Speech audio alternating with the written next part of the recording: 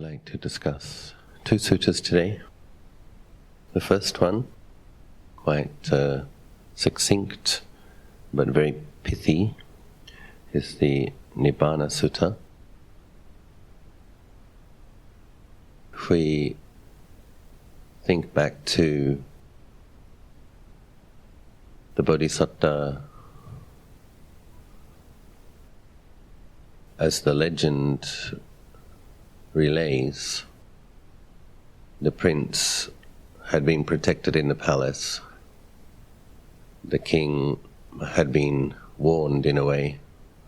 The sage, Asita, I think his name was, had looked at the marks on the prince's body as a baby and had proclaimed that he was going to be a great renunciant.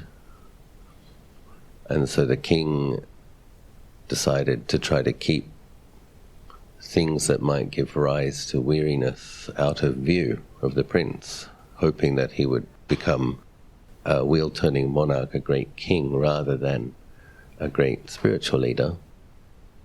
But as the legend goes, as a young man, felt that something isn't quite right. Life in the palace isn't completely satisfying. And, keeping in mind that apparently the prince was good at everything, which would make sense. He spent millions of lives cultivating skills. He was good at sports, good at gymnastics, good at all of his studies, beautiful wife, lovely palace, pleasure gardens, and yet that nagging feeling, something's not quite right. So he left the palace with his chariot driver, and as we are told, he saw on one outing, he saw a sick person. What's that? That's a sick person. And the driver explained, we're all subject to this. And another outing saw an old person. What's that? Because the king was colouring his hair and colouring his eyebrows, and we don't know anything about that, do we? And then the driver explained, we're all subject to this. We saw a stooped-over man with a crooked back, and another outing, a corpse. Saw a corpse in a charnel ground. What's that? Well, that's a dead body. Am I subject to that too? Yep.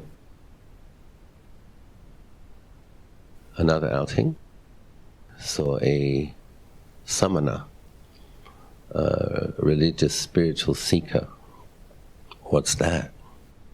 Well, that's a spiritual seeker looking for illumination, looking for higher truth, realization.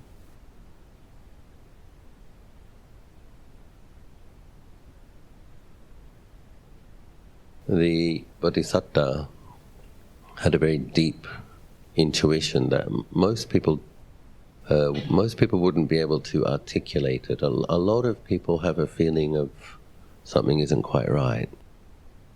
But with the Bodhisattva, with all of his practice, all of his study, all of his preparations, it's deeper. He had the intuition that this realm which is bound up with death, because there is birth, aging, and death, he had the intuition there must be a deathless. And most of us wouldn't have that intuition. We might wonder what the real meaning of life is. We might wonder how we can live in a way that's more fulfilling. But his intuition and his determination is much more profound. It's like, because there are conditioned reality, there must be an unconditioned. And he set out with determination to seek it. As the legend goes, the life story, in his wanderings through Rajgaha, the seat of the king of Rajgir, the king saw the newly renunciant prince walking through the city, and he instantly recognized the marks and signs of a warrior noble. And I'm sure the prince was very handsome, and I'm sure he had incredible bearing, and there must have been some significant radiance. The king had one of his minders follow him, come back and tell him where he was so that he could go and then have a chat. So the king did go and have a chat, and he said, instantly upon seeing him, he said, you have the marks of a fine warrior noble. I would like you to share rulership of my kingdom with me. I'll give you half. Imagine, first meeting, the king's giving half his kingdom. The Bodhisattva said, I am not seeking these things bound up with death. I see danger in them. The king was more impressed. He said, well, in that case, have it all. He said, no, you don't understand. I mean it. I'm seeking the deathless. The king said, okay, well, when you find it, come back and teach me. That was actually very significant, because once the Buddhist order started to be an order, a large order, once the 5 Panchavaggi were arahants, Yasa was an arahant, Yasa's friends, then Lord Buddha headed to Gaya and taught the matted hair ascetics, the Kassapa brothers, the followers of the Kassapa brothers. One brother had 200, one brother had 300, another brother had 500 followers. Lord Buddha taught the fire sermon, and all of them became arahants. So now all of a sudden he has 1,000 more arahants. Then he headed to Rajgir, and the king offered him his bamboo grove. He said the bhikkhus will need a place to reside. The Buddha, in a way, is like one of his first headquarters, and many monks were living under rocky overhangs in fields, etc. But they would come to receive teachings and discuss things with Lord Buddha. Velavana was the first monastery. This sutta is simply a statement that the Buddha's intuition was correct. We're going to go through the Dhammacakka Sutta, where he describes his insight. But it's nice just to look at this sutta, because this is the sutta where Lord Buddha is confirming the intuition he had, that there is an unconditioned, was correct, and he did discover it. Ati bhikkhave ajatang abhutang akatang asankatang. There is an unborn, unoriginated, uncreated, and unformed. No cetang bhikkhave abhavisa ajatang abhutang akatang asankatang. If there was not this unborn, this unoriginated, this uncreated, this unformed, nayidang jatasa bhutasa katasa sankatasa nisaranang panyayeta. Freedom from the world of the born, the unoriginated, the created, the formed, would not be possible. The originated, sorry. Dhammachakka bhikkhave ati ajatang abhutang akatang asankatang. But since there is an unborn, unoriginated, uncreated, and unformed, tasama jatasa bhutasa katasa sankatasa nisaranang panyayati. Therefore is freedom possible from the world of the born, the originated, the created, and the formed.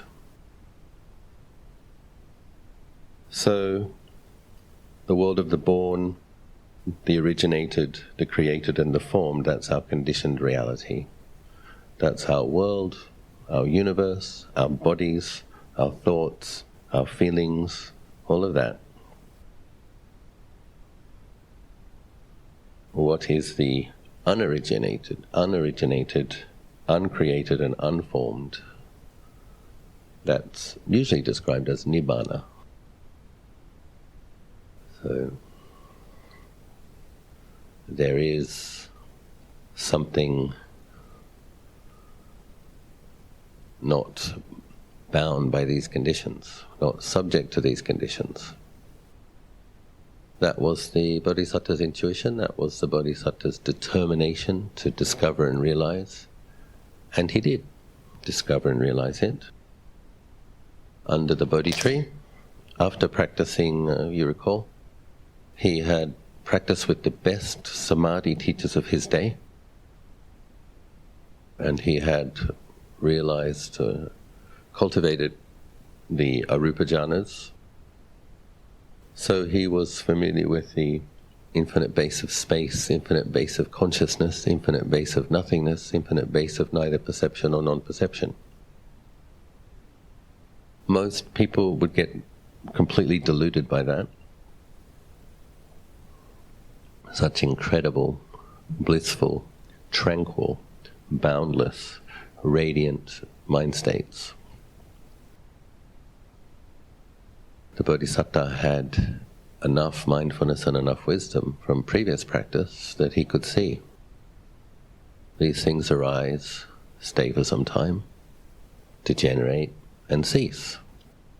They themselves, this is the most subtle, most refined, most wholesome end of the conditioned reality.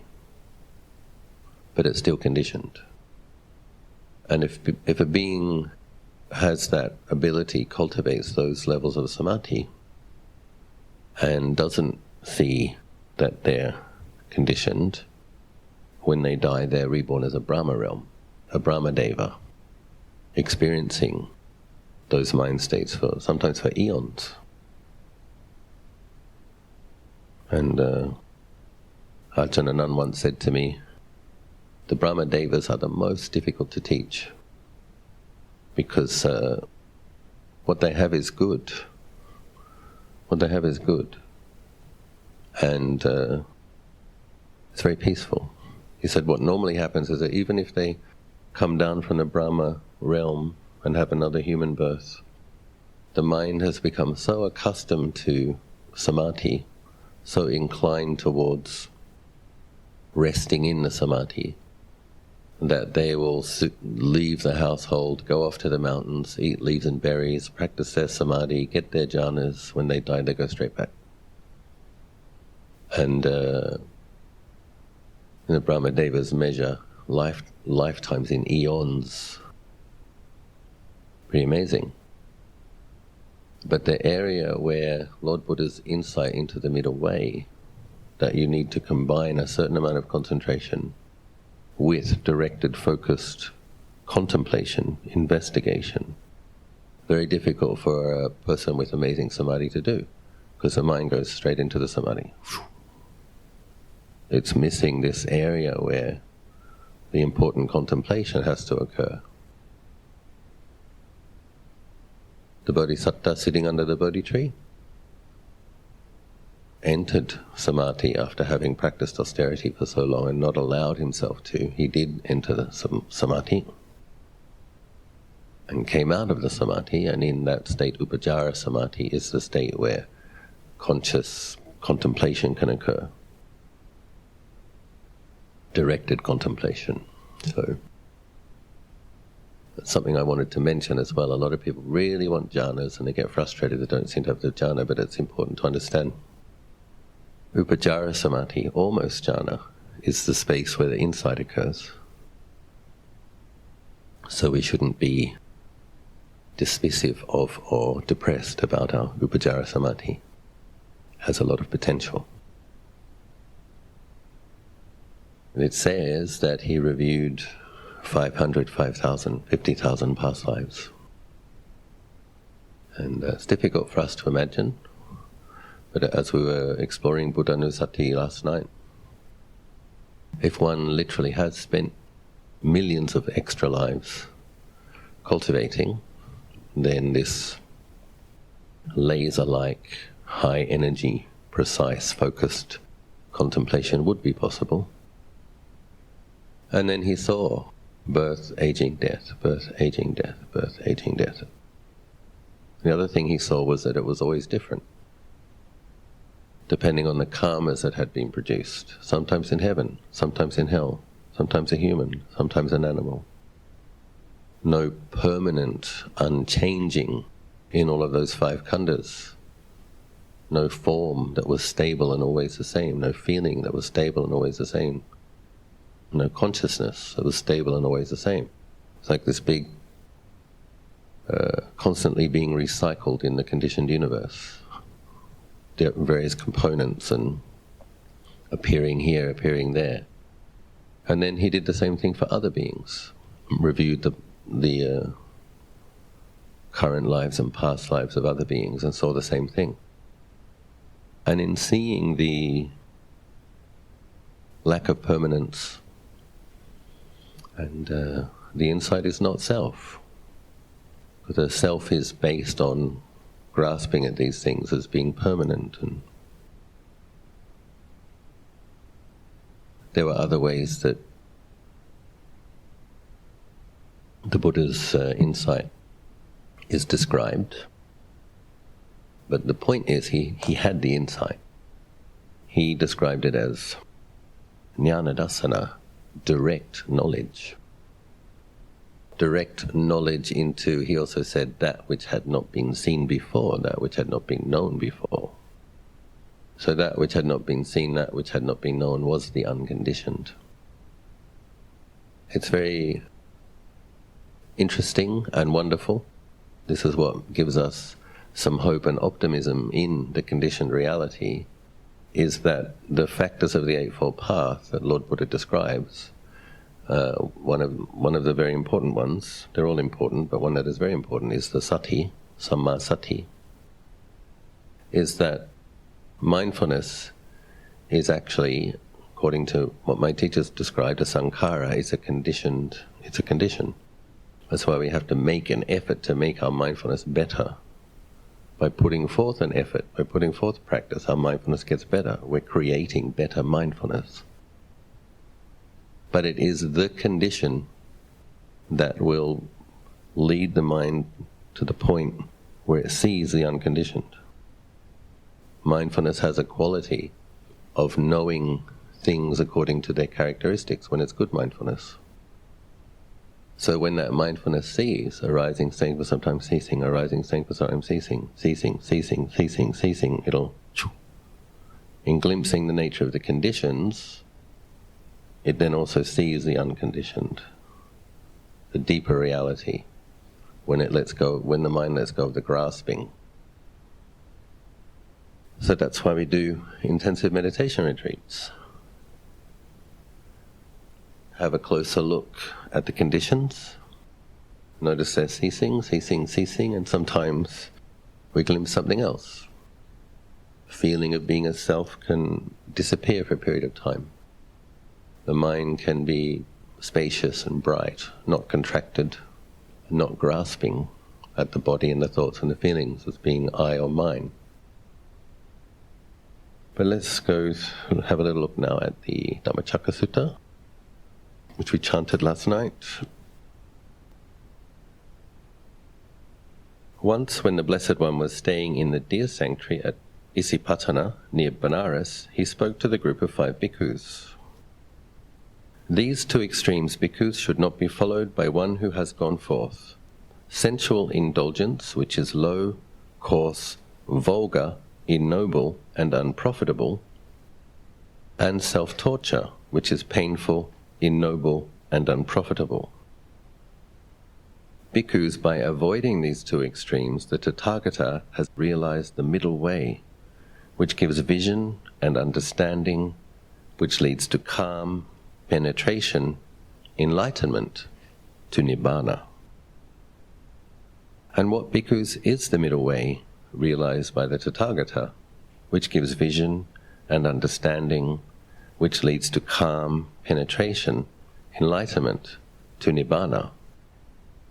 It is just this noble eightfold path, namely, right view, right intention, right speech, right action, right livelihood, right effort, right mindfulness, and right concentration.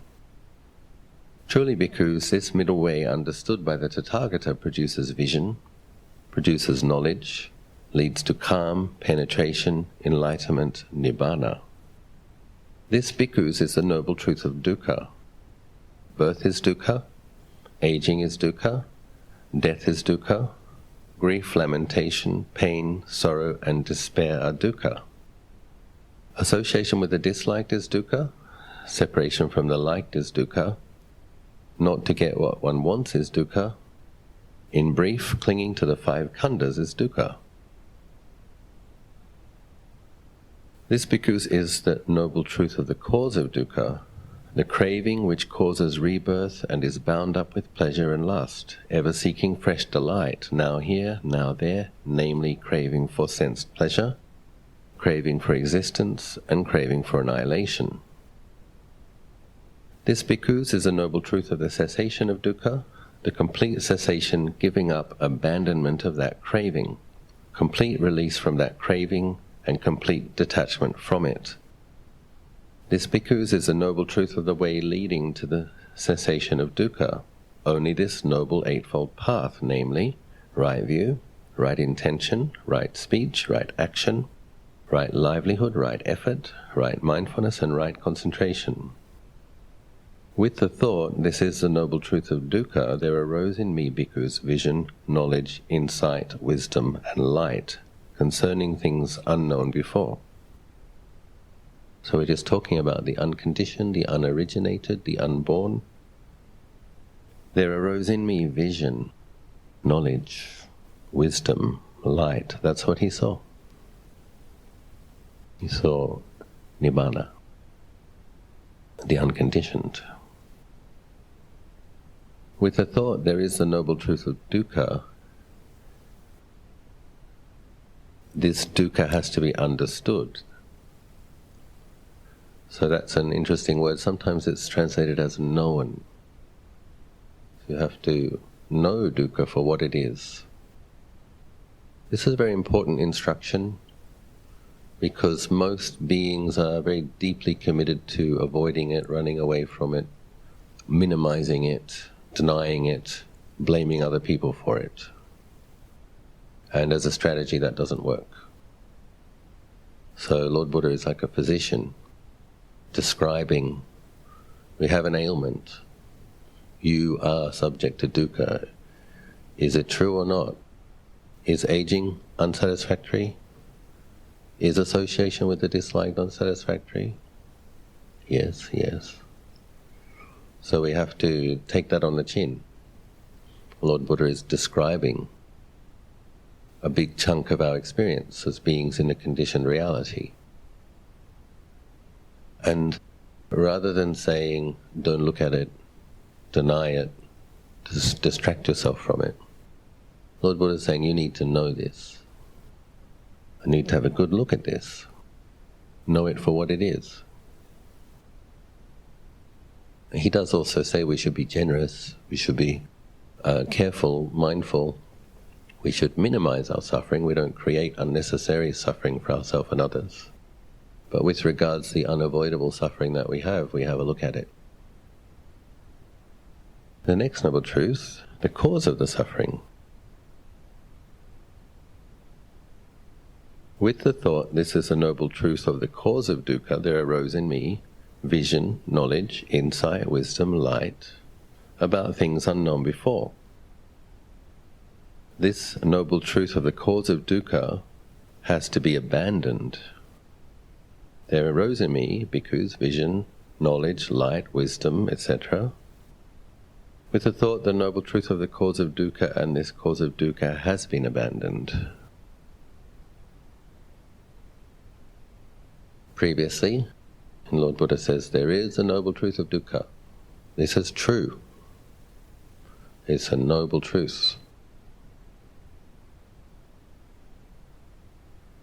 It is to be known, and then he's telling you he has known it. He knows it fully. He understands it. He knows what it is. He knows its cause. And this is the thing about having a good look at something, isn't it? Is you're going to get a glimpse of the cause of it as well. And for example, you have a mind state that you don't want, and you want it to go away, and you wish you could let go of it, but it doesn't. What is that? This is where we get to glimpse clinging. Avidya, tanha, upadana. You've heard the teachings, you have confidence in the teachings, you want to be a good person, you come and meditate, irritation, aversion, ill will. You don't want to have those thoughts, they persist. What is that? Clinging. Why do we cling? Because we clung before. So we continue to cling. Wonderful, now I get to meditate, it's going to be really peaceful. Oh, sensual craving. I really want the ice cream, I want my latte. Blah, blah, blah. Whatever it is. I want this mind state to go away. It doesn't. Eventually it does. But it doesn't go away straight away when we want it to. And sometimes you never really know, do you? You had a really nice peaceful sit. You think you're going to get another one, come back. Really heavy sleepiness. Why? Because we've allowed ourselves to sleep a lot in the past. So we have this latent tendency because of our karmic habits and the way karma ripens in the mind. So we have to practice a lot of effort, make new habits, so we can liberate the mind.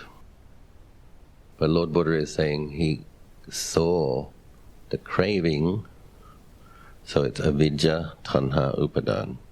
Because of ignorance, we have the craving for. If we really see it for what it is, we don't crave for it. But because we don't see it for what it is, the ignorance, yet we do. Upadana, cling.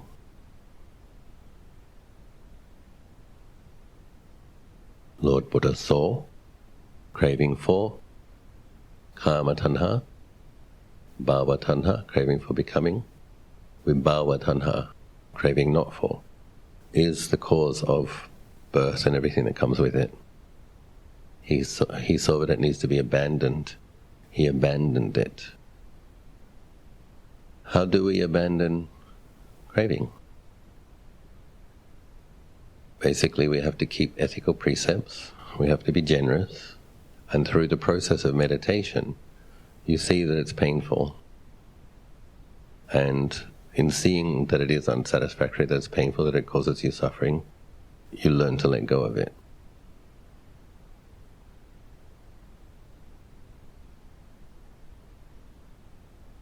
With the thought, this noble truth of cessation, there is a noble truth of the cessation of dukkha, there arose vision, knowledge, insight. With the thought, this noble truth of the cessation of dukkha, the cessation of dukkha has to be realized. With the thought, this is a noble truth of the cessation of dukkha, and this cessation of dukkha has been realized. So that's sometimes Theravada Buddhism is criticized or looked at in not much. People like to say all this stuff about suffering. You guys your Theravada Buddhism is boring. All this banging on about suffering. That's just paragraph 1, page 1, chapter 1. And it actually does have to be like that, because otherwise we will run away from it, ignore it, deny it, blame others for it. The Lord Buddha, trust his wisdom, it has to be there. Chapter 3, paragraph 3, cessation of suffering, complete cessation of suffering. What other religion can say that? Let's fly the banner of the Arahants. Only we can say that. So, and I realized it. Didn't just say it's possible. I said, I did it. And remember, while he was explaining this to the 5 disciples, Anya Kondanya had the first realization, the first stage of enlightenment. So other people can realize it too. How? By practicing the Eightfold Path.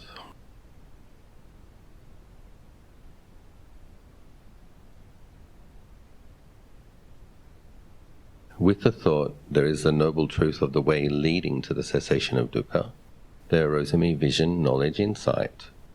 With the thought, this noble truth of the way leading to the cessation of dukkha has to be developed. There arose vision, knowledge, and insight. With this thought, the noble truth of the way leading to the cessation of dukkha has been developed. So, the Bodhisattva, finally, in the full moon of the month of Visakha, under the Bodhi tree, the Eightfold Path factors working together destroyed the kilesa, and the clinging and the ignorance was completely uprooted from his mind. And he not only glimpsed and experienced the unconditioned, but his mind was established in it in a way that it could never degenerate after so long.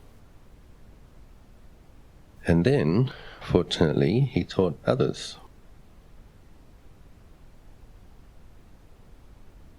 Because when my knowledge and vision of the reality regarding these Four Noble Truths in their 3 phases and 12 aspects was fully clear to me, I declared to the world of spirits, demons, and gods, with its seekers and sages, celestial and human beings, the realization of incomparable perfect enlightenment. Knowledge and vision arose. Unshakable is my deliverance. This is the last birth. There will be no more renewal of being. Sadhu. And then as the sutta continues, the Devas proclaim. Also, well, firstly, Anya Kondanya has his insight. This is very interesting because Lord Buddha said, you need this, you need this, you need this, you need all these factors. And Anya Kondanya has this simple insight. All that is of the nature it arises of the nature to cease, and he becomes a stream enterer. We can deduce from this that Anya Kondanya has already been practicing the Eightfold Path. He has good mindfulness, he has good virtue, he has right livelihood, etc., etc. Because the path factors are ripe. When he gets the correct teaching, he is able to finish off quite quickly. Some people also wonder about this. How come the 5 bhikkhus hear the teaching once and become arahants? And I've read the teachings 100 times and I'm not an arahant. How come the 1,000 matted hair ascetics all became arahants at the end of a teaching? I believe it's the case that many of these beings, not only did they want to realize the teaching, they wanted to realize the teaching listening to it from a Buddha. You know, we human beings, we sentient beings, we develop all sorts of preferences and aspirations.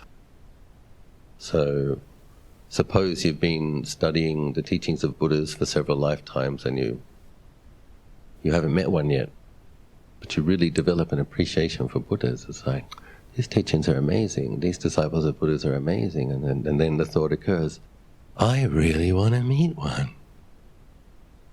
And that might be something that you can't let go of yet. That might be some of your craving that's, no, not letting go of that one. And if you don't let go of that one, you won't become enlightened until you meet one. So, and that's okay. So I think Anya Kondanya had made the aspiration to be the first human being liberated by listening to a teaching of the Buddha. And so many of these beings had the spiritual faculties, the 5 spiritual powers, developed enough to be arahant a long time ago. But they wanted to be enlightened by listening to a Buddha. They wanted to see a Buddha, they wanted to pay respects to a Buddha. In the Nibbana Sutta, it's quite fascinating, describing that all of the devas that had come from so many universes to witness the final passing of a teaching Buddha. It was said that there wasn't a space in the air for 20 miles around the size of a pinhead that didn't have a deva watching the Buddha enter final Nibbana, because such a rare sight it is to see. So, similarly to the devas coming from all universes to watch the Mahaparinibbana, a lot of beings want to see a Buddha. They say that Maitya Buddha, metta, will be so vast that he will be able to put out the fires of hell for a period of time. The only Buddha that we know of who will be able to do that. And then teach them. Some beings will be liberated from hell by Maitreya. So personally, I would like to witness that. Preferably not from hell.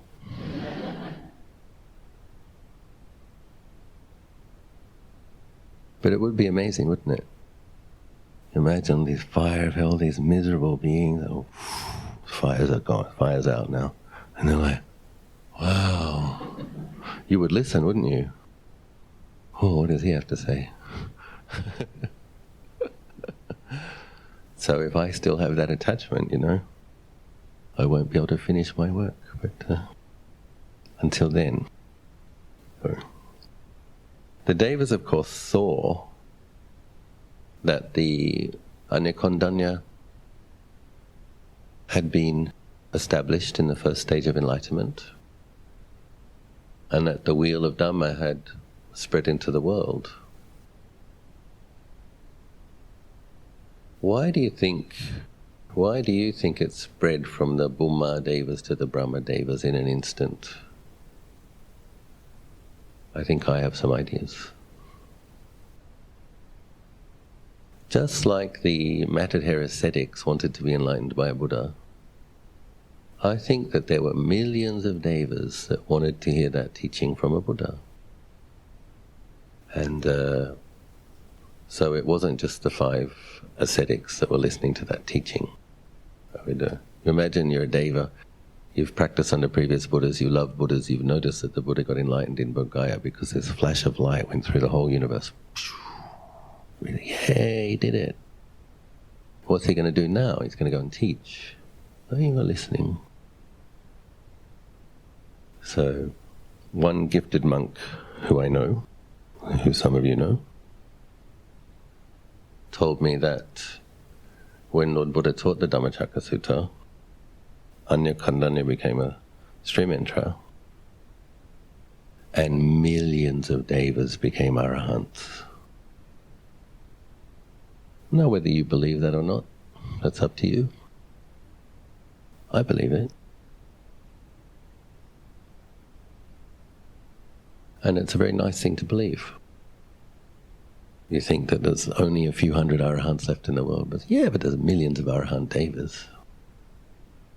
Suddenly samsara is less depressing. It makes sense to me, it's logic. It's like, think of the Bodhisattva with his 4 incalculable plus 100,000 eons. What's he been doing? He's been teaching people, be generous, be ethical, meditate, practice samatha, brighten your mind, abandon the unwholesome. Where are those beings going to go? Most of them. They're going to go to heaven, right? Imagine you've been a student of one lovely bodhisattva who thinks of you and tries to train you, and life after life after life. If you listen to him even a little bit, you're going to be upstairs, right? And they'll have a karmic affinity, karmic connection, and they're listening. Okay. That might be another reason the light spread through the entire conditioned universe, because 100 million people became arahants all at the same time. Wouldn't that be awesome? Anyway, this is a little bit of speculation. You don't need to believe it. But we do believe that Anya Kondanya became a stream enterer, and that the setting in motion the wheel of Dhamma occurred. The Lord Buddha had explained the teachings, the map. A person whose faculties were sharp enough had followed the instruction, contemplated correctly, and had a similar insight. That was when the Buddha, Dharma and Sangha became complete in the world, established in the world. And in the following days, they all became arahants, those 5 bhikkhus, when Lord Buddha explained the Anattalakkana Sutta, which we'll have a look at tomorrow. I hope something I said was helpful to you. I offer this for your reflection.